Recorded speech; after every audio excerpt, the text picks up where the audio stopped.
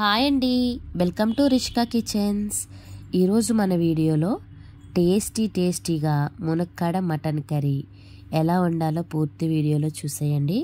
ఎక్కడా స్కిప్ చేయకుండా రైస్లోకి కానీ బిర్యానీలోకి కానీ ఈ కర్రీ వేసుకుని తిన్నారంటే చాలా టేస్టీగా ఉంటుందండి. తక్కువ మసాలాతో ఇంట్లో ఉండే ఇంగ్రీడియంట్స్ తోటే ఈ కర్రీని మనం ప్రిపేర్ చేసేసుకోవచ్చు. ఎలా వండాలో వీడియోలో చూసేయండి. ఫస్ట్ అయితే ఒక 250 గ్రామ్ మటన్ని బాగా వాష్ చేసుకోండి. 3-4 సార్లు దాకా వాష్ చేసుకుంటే ఎటువంటి నీచు వాసన ఉండదు. ఇలా వాష్ చేసుకొని పక్కన పెట్టుకోండి.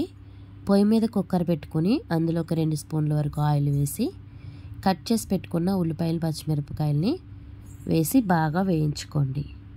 గోల్డెన్ బ్రౌన్ కలర్ వచ్చే వరకు వేయించుకుంటే మనకి కర్రీలో అనే ఉల్లిపాయ అనేది కనపడకుండా ఉంటుందండి. బాగా వేయించుకోవాలండి ఉల్లిపాయని.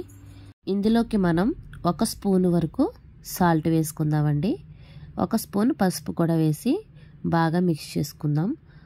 ఉప్పు పసుపు వేయడం వల్ల ఏంటంటే ఉల్లిపాయ అనేది త్వరగా మగ్గుతుందండి. ఇలా మిక్స్ చేసుకుని మూత పెట్టేసి ఒక 3 నిమిషాల పాటు బాగా మగ్గనిచ్చుకోండి. 3 నిమిషాల తర్వాత మనకు ఉల్లిపాయ అనేది బాగా మగ్గిపోతుందండి. అప్పుడు 1 టీ స్పూన్ అల్లం వెల్లుల్లిపాయ పేస్ట్ వేసి బాగా మిక్స్ చేసుకుని పసిరి వాసన పోయే వరకు బాగా ఇలా ఫ్రై చేసుకోండి. అల్లం వెల్లుల్లిపాయ పేస్టు పసిరి వాసన పోయి ఆయిల్ పైకి తేలుతూ ఉన్నప్పుడు శుభ్రంగా కడిగి పెట్టుకున్న మటన్ ఇందులో వేసేసి బాగా మిక్స్ చేసుకోండి.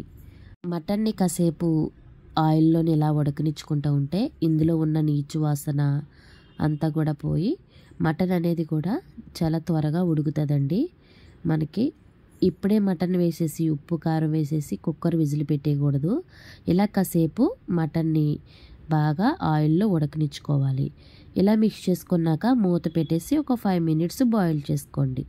5 మినిట్స్ తర్వాత మూత తీసి చూస్తే మనకి చూసారా వాటర్ అంతా కూడా కొంచెం ఇంకిపోయి ఆయిల్ కొంచెం పైకి తేలుతూ ఉన్నప్పుడు 1 స్పూన్ వరకు కారం వేసుకొని 1 టీ స్పూన్ ధనియాల పొడి కూడా వేసుకొని బాగా మిక్స్ చేసుకోండి. కాసేపు కారం ధనియాల పొడి మటన్కి బాగా పట్టేటట్టు ఈ విధంగా మిక్స్ చేసుకోండి. మిక్స్ చేసుకున్న తర్వాత మనం ఇందులోకి వాటర్ యాడ్ చేద్దామండి. నేనైతే 1 గ్లాసు వాటర్ యాడ్ చేస్తున్నాను. మీకు కొంచెం ఎక్కువ మటన్ అయితే ఇంకొక 2 గ్లాసుల వరకు వాటర్ వేసుకోండి. ఇలా వాటర్ యాడ్ చేసిన తర్వాత కుక్కర్ మూత పెట్టేసి ఒక 4 విజిల్స్ రానిచ్చేసుకుంటే మనకు మటన్ అనేది బాగా కుక్ అయిపోతుందండి. 4 విజిల్స్ తర్వాత కుక్కర్ మూత తీసి చూసారా మటన్ అనేది మనకి ఎంత చక్కగా ఉడికిపోయిందో. ఇలాగా ఈ వాటర్లోనే మనం మునక్కాయలు కూడా వేసేసి చక్కగా ఉడకనిచ్చుకుందామండి.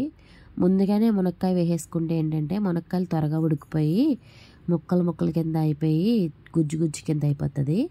ఇలా కుక్కర్ మూత తీసిన తర్వాత ఈ మునక్కాయలు వేసి ఒక 5 మినిట్స్ కుక్ చేసుకుంటే సరిపోతుందండి. ఈజీగా మునక్కాయ అనేది ఆ వాటర్లోనే ఉడికిపోతుంది. ఇలాగా మునక్కాయ ముక్కలు కూడా చక్కగా ఉడికిపోయిన తర్వాత ఇందులోకి 1 టీ స్పూన్ వరకు కూడా మటన్ మసాలా అనేది వేసుకుందామండి. మటన్ మసాలా అనేది మనకి సూపర్ మార్కెట్స్లో కూడా అవైలబుల్గా ఉంటుంది. గరం మసాలా కూడా వేసుకోవచ్చు, కానీ మటన్ మసాలా వేసుకుంటే ఇంకా బాగుంటుంది. తర్వాత ఇందులోకి కొత్తిమీర కరివేపాకుని కూడా వేసుకుందామండి. చిన్నగా కట్ చేసుకున్న కొత్తిమీరని వేసుకొని కొద్దిగా కరివేపాకు కూడా వేసేసి చక్కగా మూత పెట్టేసి అలా సిమ్లోనే ఒక 2 నిమిషాల పాటు ఉంచేస్తే టేస్టీ అయిన మునక్కాయ మటన్ కర్రీ రెడీ అయిపోద్దండి.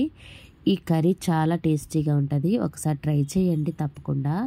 మేము విలేజ్లో ఇలాగే వండుకుంటామండి. మా ఇంట్లో చిన్నప్పటి నుంచి నేను ఎక్కువగా ఈ కర్రీని తిన్నాను అనమాట. అందుకే నా స్టైల్లో నేను మీకు చూపిస్తున్నాను. పెద్ద ఎక్కువ మసాలాలు గట్రా వేసేసి ఏం కాదు, తక్కువ మసాలాతోటేనే చాలా సింపుల్గా కూడా ప్రిపేర్ చేసేసుకోవచ్చండి. రెగ్యులర్గా మేము మటన్ తెచ్చుకుంటే ఇలా మునక్కాయ మటన్ కర్రీ చేసుకుంటాము. నచ్చితే మీరు కూడా ఈ కర్రీని ట్రై చేయండి. ఎలా వచ్చిందో కామెంట్ చేయడం మర్చిపోకండి. వీడియోకి అయితే లైక్ ఇవ్వండి. మరిన్ని వీడియోస్ కోసం మన ఛానల్ని సబ్స్క్రైబ్ చేసుకోండి. Bye bye.